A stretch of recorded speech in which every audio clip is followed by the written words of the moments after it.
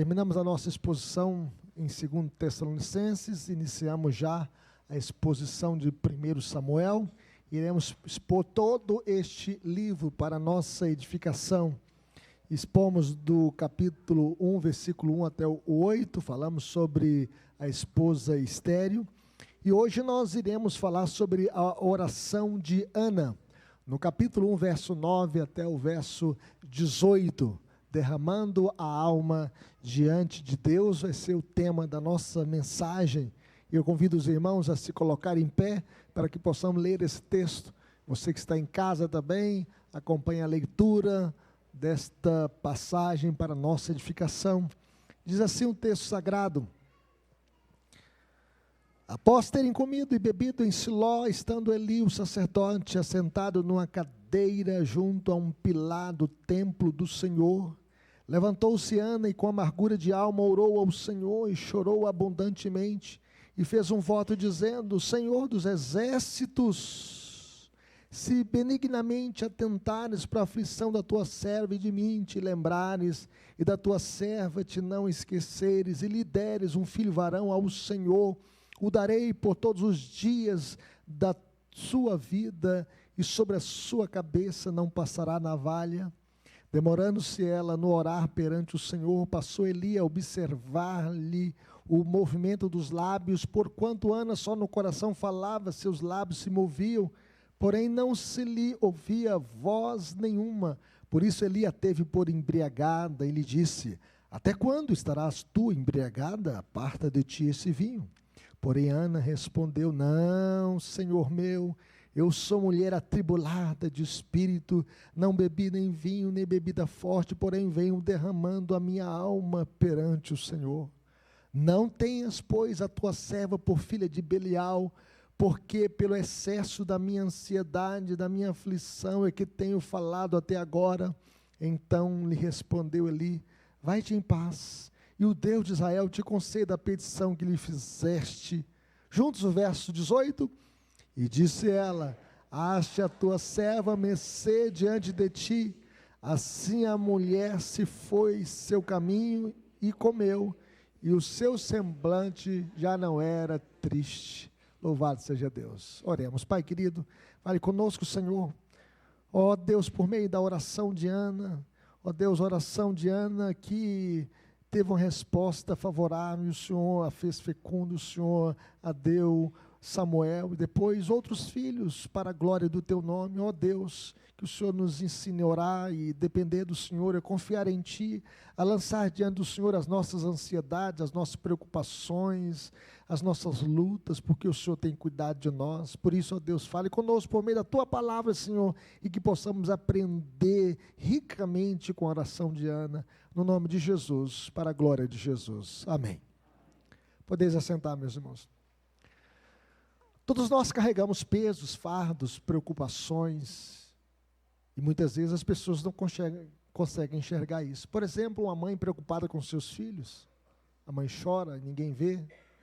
Um casal enfrentando uma crise conjugal, que ninguém sabe, mas está uma tempestade dentro deste lar.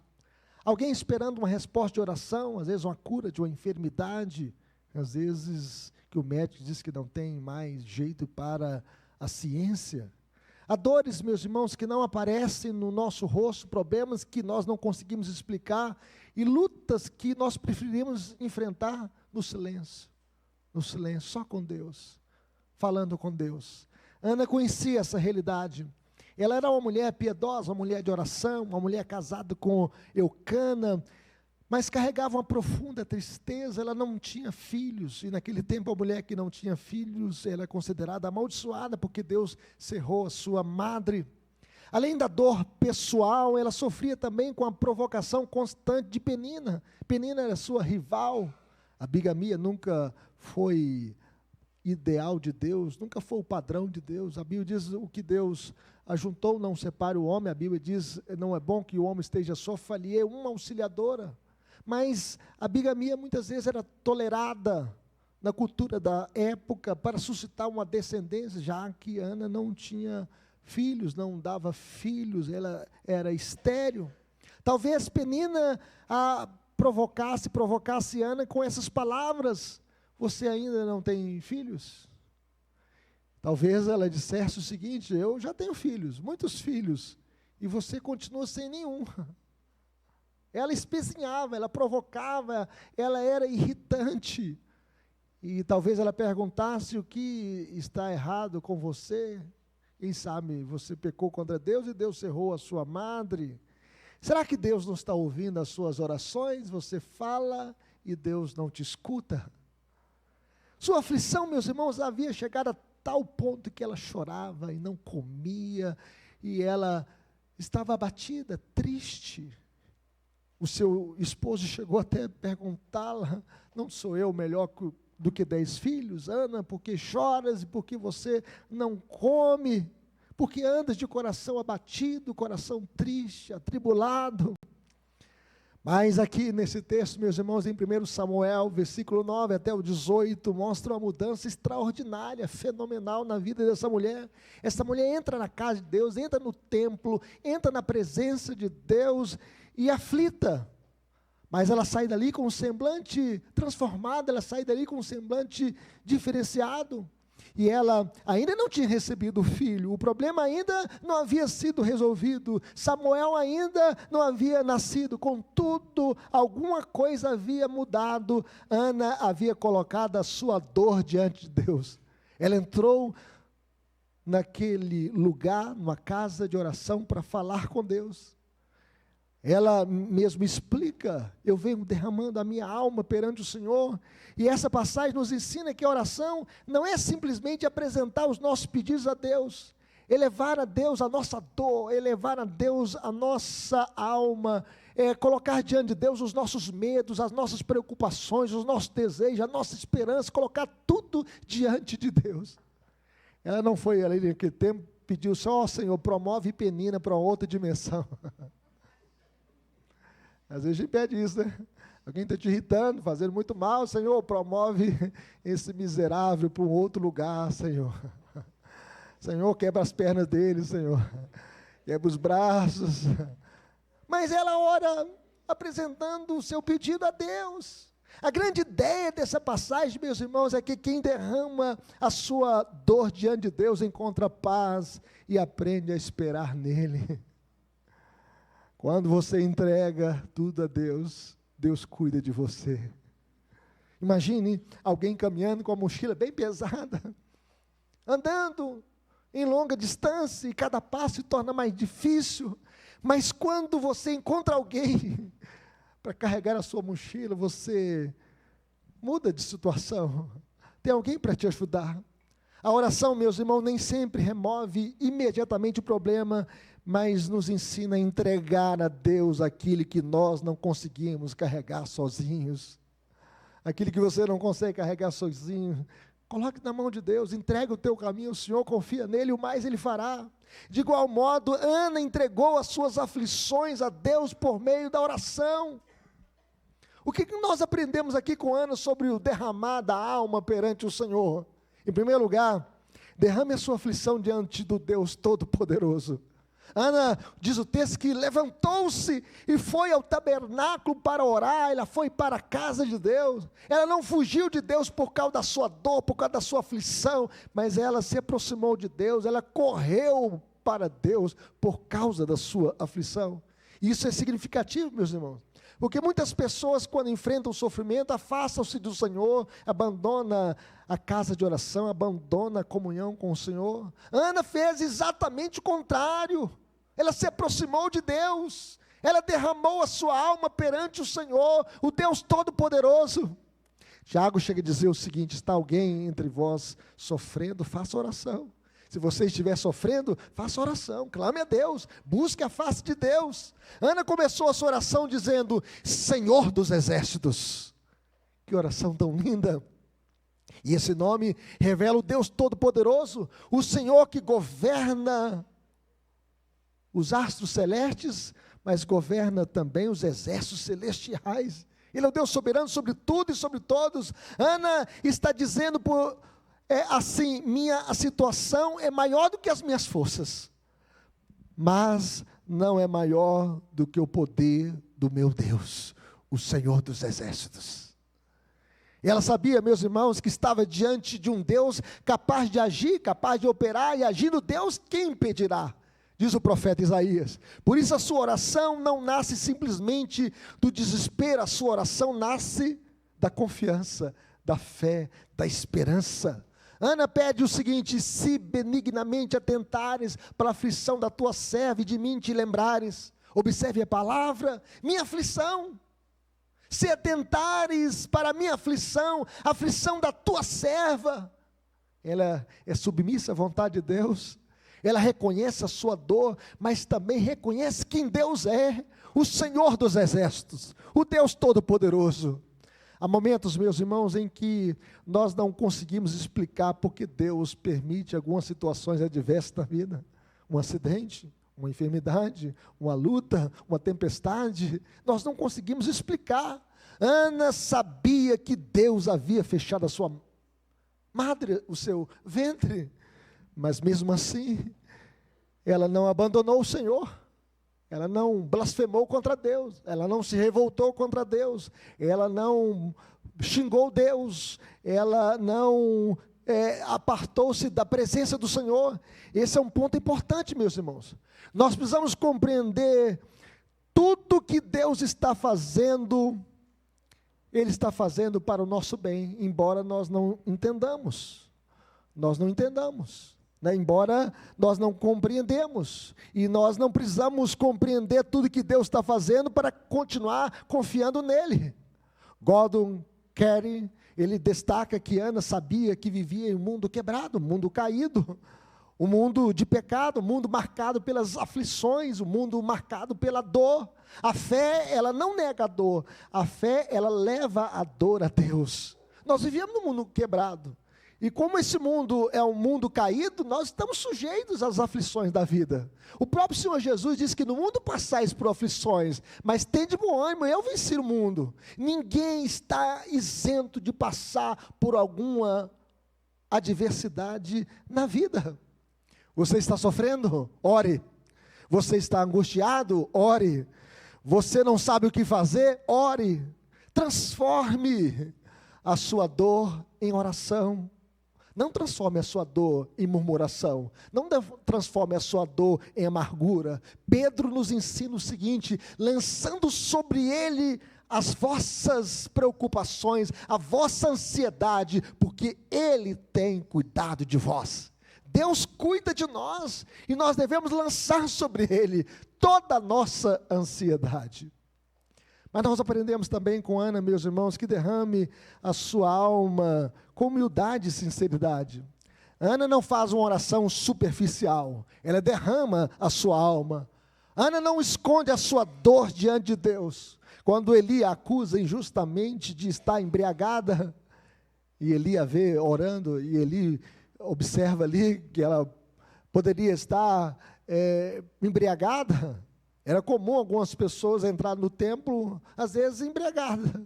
Ele pensou que Ana fosse uma mulher assim, uma mulher que estivesse embriagada, porque ela ficou horas e horas orando, só movia os lábios, não tinha palavras audíveis, e ela estava ali falando com Deus, se derramando, chorando aos pés do Senhor. Os seus olhos estavam vermelhos, não por causa do vinho, não por causa da bebida alcoólica, os seus olhos estavam vermelhos de tanto chorar aos pés do Senhor. Ela estava derramando a sua alma perante o Senhor.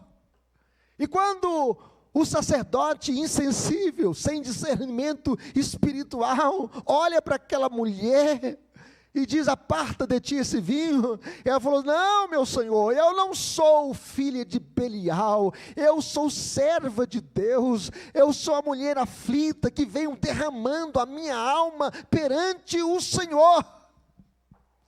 Ana, meus irmãos, não era filha rebelde, filha do maligno, mas sim uma mulher em profundo sofrimento, que carregava um grande fardo, pelo que pediu ajuda a Deus, pelo que pediu milagre da parte de Deus. Só Deus poderia fazê-la ser fértil. Quantas mulheres hoje também, são inférteis, e passam para o mesmo problema de Ana aqui. Pessoas que às vezes têm que buscar um tratamento, que tem que induzir ovulação, que gastam muito dinheiro, algumas gastam mais de 100 mil reais para ter um filho, buscando todo o recurso da medicina. Naquele tempo nem tinha esses recursos, nem tinha como induzir a ovulação, não tinha como pegar um óvulo e um espermatozoide, fecundar e implantar no seu ventre, não tinha esse recurso. Mas ela conhecia no Deus de Abraão, de Isaac, de Jacó, o Deus que faz milagre, fez milagre na vida de Sara e poderia fazer também um milagre na vida dela. Matthew Henry, meus irmãos, resume esta realidade dizendo que a oração veio do coração de Ana, assim como as lágrimas vieram dos seus olhos. A oração de alma, oração de coração. E essa é uma imagem poderosa, meus irmãos. Ana não estava fazendo uma oração para impressionar as pessoas. Ela estava falando com Deus, o seu coração estava quebrantado, e ela apresentou o seu coração ao Senhor, ela derramou o seu coração diante de Deus. Davi chega a dizer que Deus não se agrada de sacrifícios, nem de holocaustos, mas sacrifícios agradáveis a Deus são espírito quebrantado, coração compungido, contrito, não o desprezarás a Deus. Ó Deus, Deus não despreza um coração quebrantado, um coração compungido, um coração voltado para Ele. Deus é esse Deus que responde a nossa oração. A Bíblia diz o seguinte: buscar-me-eis e me achareis, quando me buscardes de todo o vosso coração. E Ana estava orando a Deus com todo o seu coração, estava derramando o seu coração diante do Senhor. Há pessoas, meus irmãos, que conseguem abrir o coração com amigos, com familiares, falar dos seus problemas, mas têm dificuldade de falar sinceramente com Deus, de derramar a sua alma perante o Senhor. Muitas vezes nós fazemos oração religiosamente correta, mas emocionalmente distante, nós não entregamos o nosso coração a Deus, nós não derramamos o nosso coração diante do Senhor. Ana nos ensina o contrário.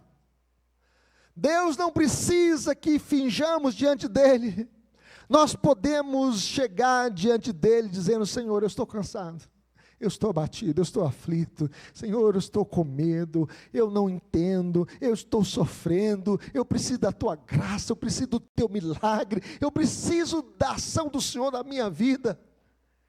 Dale Ralph Davis observa que Deus permite que os seus filhos derramem diante dele suas dores, suas complexidades, suas perplexidades, suas aflições, suas lágrimas. Nós podemos derramar diante de Deus a nossa dor, o nosso sofrimento.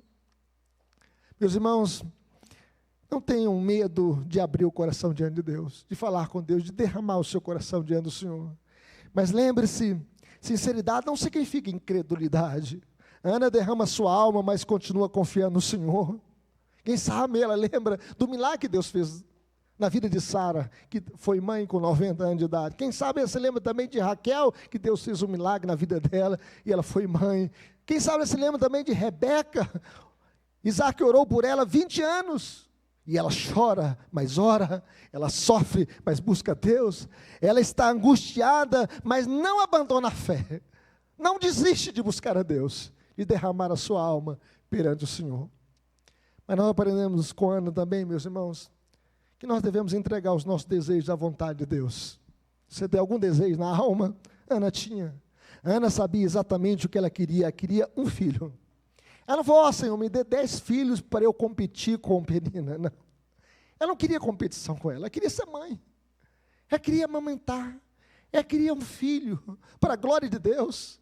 E ela não teve medo de pedir.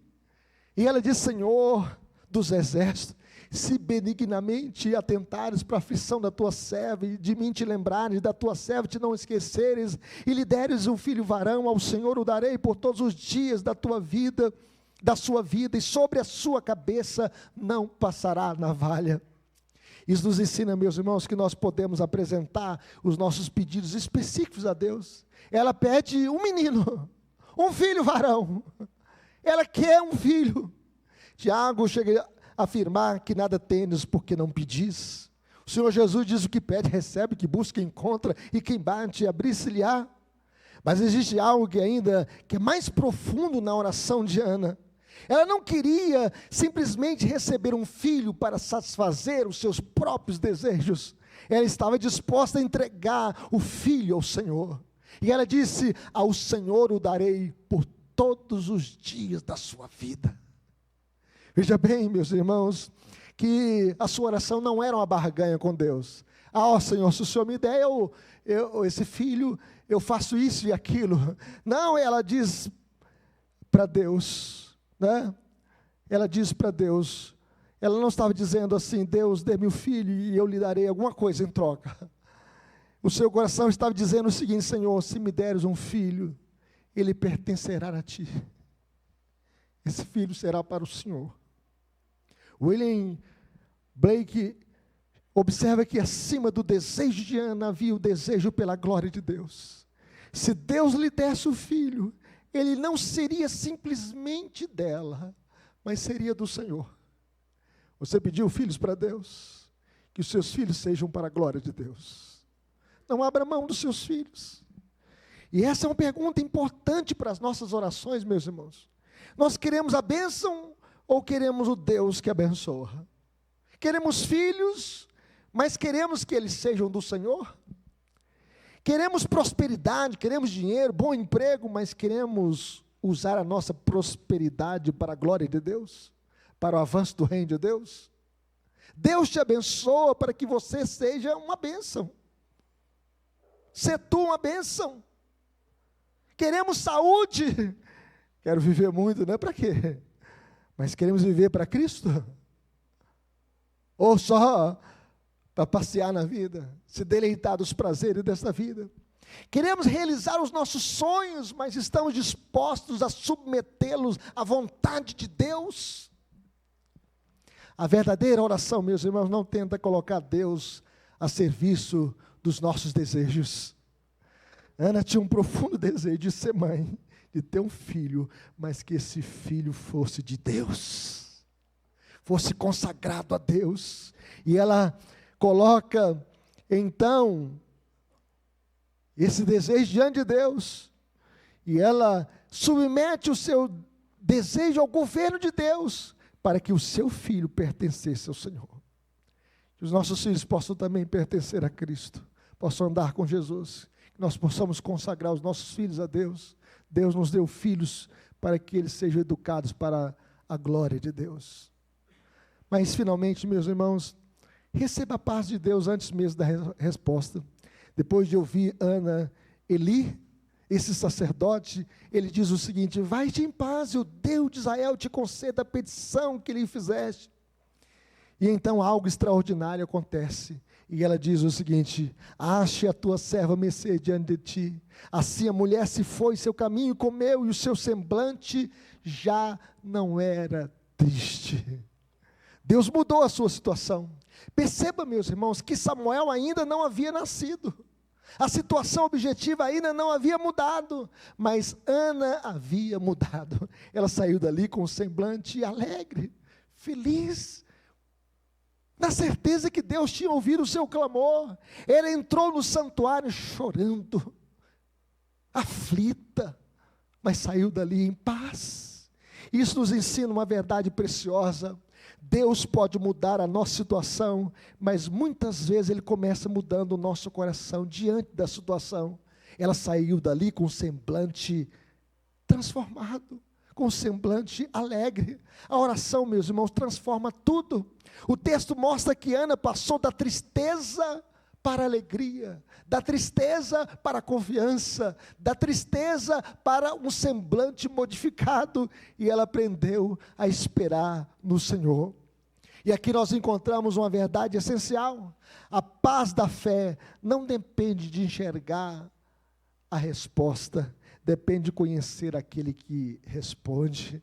Ela clamou o Senhor dos exércitos, e quando ela fez a sua oração, e ela foi ali abençoada pelo sacerdote, ela saiu dali em paz, com o coração alegre. Meus irmãos, nós podemos ver aqui um vislumbre da pessoa de Jesus. Para nós essa verdade aponta para Jesus. Eli, apesar de suas limitações pessoais, ele ocupava o ofício de sacerdote, e que representava uma realidade maior. a necessidade de um mediador entre Deus e os homens. Nós precisamos de um mediador. Nós precisamos de Jesus. Nós precisamos de um mediador perfeito. Eli era um mediador imperfeito, pecador, insensível, que tinha falta de discernimento, mas ele representava o mediador perfeito, Jesus. Porque quando nós oramos em nome de Jesus, nós não estamos usando uma fórmula mágica, nós estamos reconhecendo que entramos na presença do Pai por meio daquele que morreu pelos nossos pecados, que ressuscitou dentre os mortos no terceiro dia e que está à direita de Deus Pai intercedendo por nós. Nós temos um mediador perfeito. E é por isso que Jesus disse: deixe-os a minha paz vos dou, não vou lá dou como o mundo a dá. Jesus é o príncipe da paz, e também ele diz: vinde a mim todos que estáis cansados e sobrecarregados, e eu vos aliviarei. Ele que pode tirar a nossa tristeza, ele que pode mudar o nosso semblante, ele que pode curar o nosso coração aflito, ele que pode trazer paz a uma família que está arrebentada e destruída. Só Jesus. Ana derramou a sua alma diante do Senhor, e nós podemos fazer o mesmo, confiando em Cristo, porque Ele é o mediador perfeito. Concluindo, meus irmãos, Ana entrou no tabernáculo carregando uma profunda aflição. Não sei como você entrou aqui nesse tabernáculo, não sei como você entrou aqui nesta casa de oração, mas ela não encontrou uma solução humana. Ela encontrou Deus. A coisa mais importante é você entrar nessa casa e encontrar Deus, falar com Deus e derramar a sua alma perante o Senhor. Ana orou, Ana chorou, Ana pediu, ela entregou, ela saiu em paz. E o grande milagre daquele momento não foi simplesmente a futura concepção de Samuel.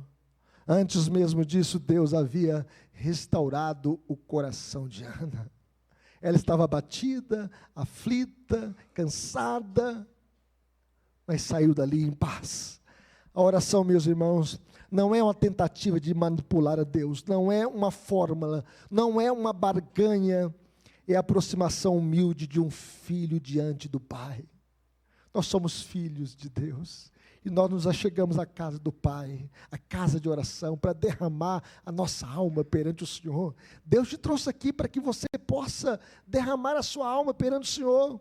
Ana conhecia o Senhor dos exércitos, o Deus de Abraão, Isaque e Jacó. E essa experiência preparou o caminho para uma das maiores verdades do capítulo: do Senhor o pedi. O nome Samuel significa do Senhor o pedi. O próprio Samuel tornou-se um testemunho do Deus que ouve, do Deus que responde, do Deus que ouve o clamor do seu povo, do Deus que ouve o clamor de uma mãe aflita, e que Deus responde às nossas orações. Diante dessa verdade, meus irmãos, como nós devemos viver? Em primeiro lugar, levando as nossas aflições a Deus. Leve tudo a Deus, Ele ouve o nosso clamor, Ele tem prazer em responder a nossa oração.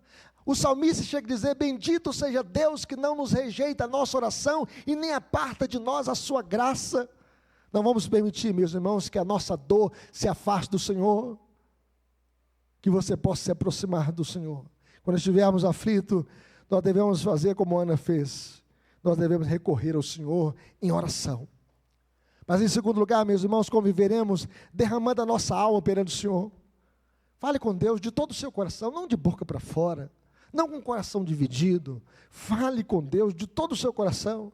Nós não precisamos esconder diante de Deus as nossas lágrimas, os nossos medos. Se você chegar na casa de Deus e quiser chorar, chore. Se quiser falar mais alto, fale. Se quiser cantar mais alto, cante. Busque a Deus. Devemos levar tudo ao Senhor, confiando que Ele conhece a nossa dor e Ele cuida de nós. Ele está conosco na alegria, na tristeza, na saúde, na doença. Ele cuida de nós. Mas finalmente, meus irmãos, conviveremos esperando em Deus, confiando em Cristo. Nem sempre veremos imediatamente a resposta. Abraão orou 25 anos para Sara ser mãe. Isaac orou 20 anos. Eu não sei quantos anos Ana orou, mas quem sabe um bom tempo em oração, pedindo ao Senhor que Deus a fizesse mãe e que Deus lhe desse um filho. Mas podemos sair da presença de Deus em paz, meus irmãos, porque a nossa esperança não está naquilo que Deus pode nos dar, mas no próprio Deus. Ele é a nossa maior alegria, na presença dEle, a plenitude de alegria. Ana ainda não tinha Samuel nos braços, mas ela tinha paz no coração.